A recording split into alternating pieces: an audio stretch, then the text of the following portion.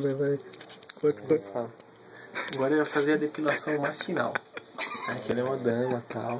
Então a gente tem que ficar muito peludo esse viado, cara. Vamos.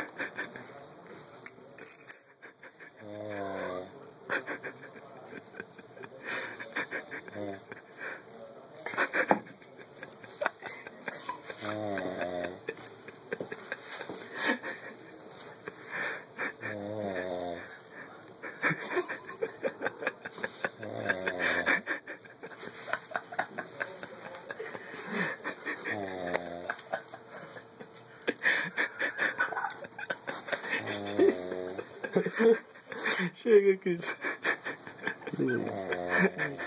Tá bonitinho, né? Eu tô fazendo de graça ainda, é foda, né? Tem que ter cobrado essa porra, né? Quanto tempo, mano? Se depila, filha da puta. Chega. Mano, tem que depilar assim, vai dar o cu como assim, todo peludo, mano? É foda, mano.